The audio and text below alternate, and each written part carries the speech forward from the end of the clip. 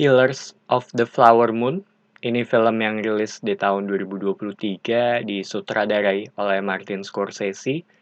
Berdasarkan dari kisah nyata di mana berfokus pada beberapa orang dari suku Osage yang mengalami kematian misterius. Dan hal ini akhirnya memicu sebuah investigasi. Kurang lebih seperti itu dari sisi premisnya. Dan satu hal, sebelum gue nonton, gue agak sedikit kaget dengan durasi filmnya ya, karena kayaknya akan susah untuk nyesuaiin dengan jadwal tayang di bioskop. Dan menurut gue juga bioskop tuh kan perlu profit juga ya. Berbeda dengan film yang durasinya 120 menitan, di mana jadwal tayang film dengan durasi itu kan akan lebih sering juga gitu. Walaupun Scorsese belakangan ini tuh sering ngebuat film dengan durasi yang panjang juga gitu, kayak The Irishman. Cuma kalau The Irishman kan waktu itu tayang di Netflix, jadi nontonnya bisa dicicil juga. Cuma di luar dari sisi durasi, menurut gue ini film yang wajib untuk dilirik ya, karena ada nama besar Scorsese juga yang menurut gue akan jadi daya tarik di sini, dan ada jaminan kualitas juga gitu di sana. Jadinya ekspektasi gue agak sedikit tinggi untuk film ini. Gue juga nggak ngeliat trailernya sebelum nonton karena pasti akan gue tonton juga. Sedangkan dari sisi cerita, di sini tuh berfokus pada Ernest Burkhart yang di awal film dia datang ke wilayah ini karena diajak oleh pamannya yang bernama William Hale. Dan si William Hale ini bisa dibilang cukup kaya dan punya pengaruh juga di sini, di mana dia memberikan pekerjaan kepada Ernest sebagai taxi driver, di mana si Ernest ini perlahan mulai membangun hidup barunya ya. Di sini dia mulai jatuh cinta dengan seorang wanita dari suku ini juga gitu. Tapi balik lagi, di balik itu semua terdapat motif lain dari si William Hale ini. Kurang lebih seperti itu dari sisi ceritanya, karena gue sendiri agak bingung sih untuk nentuin mana yang bisa gue bilang dan mana yang enggak.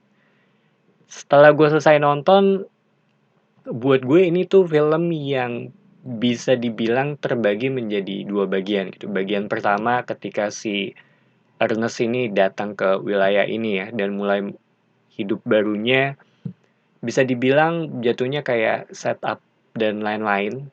Sedangkan yang satunya lagi tuh bagian ketika investigasi mulai berjalan. Dan semuanya dibawain dengan pace yang agak sedikit lambat tapi tetap berjalan dari sisi ceritanya.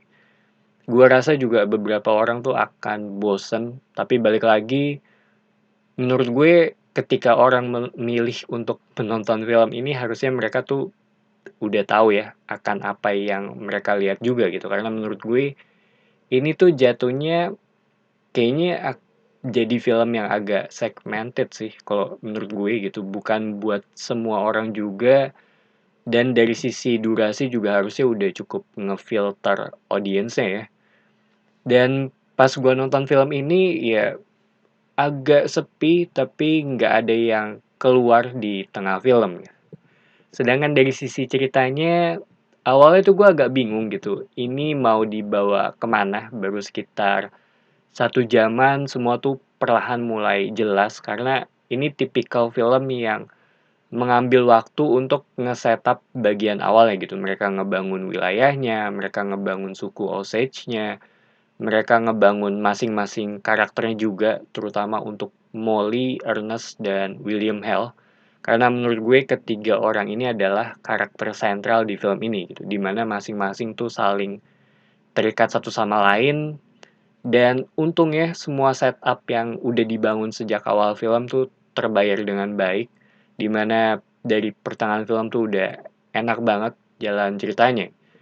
Sedangkan dari sisi tema, ya menurut gue ini tentang keserakahan gitu, dimana ya berusaha untuk mengambil bagian orang lain, dan hal ini udah kelihatan banget ya sejak awal.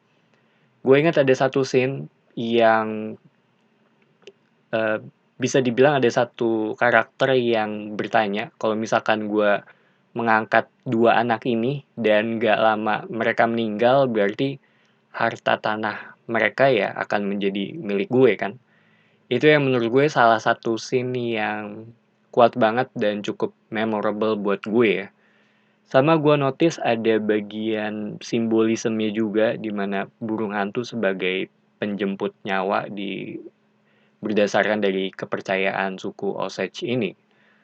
Terus di bagian akhir ada cameo dan gue agak kurang suka ya ketika mereka mencoba untuk menginformasikan hasilnya ya seperti apa gitu.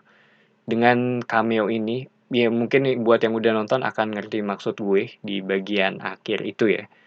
Tapi balik lagi ini masalah selera aja sih kalau menurut gue. So, Killers of the Flower Moon ini film yang bagus kalau menurut gue dan butuh waktu ya untuk ngebangun semuanya. Tapi ketika udah berjalan itu udah enak banget dan ini juga kayaknya menjadi film terlama yang pernah gue tonton di bioskop. Kalau ditanya rekomen apa enggak, buat gue agak susah sih untuk ngejawab ini. Mungkin kalau buat yang benar-benar pencinta film dan udah biasa nonton tipikal film seperti ini ya, ya menurut gue jawabannya iya gitu. Jadi itu aja opini gue mengenai film ini. Thank you for watching. It's me Patrick signing off.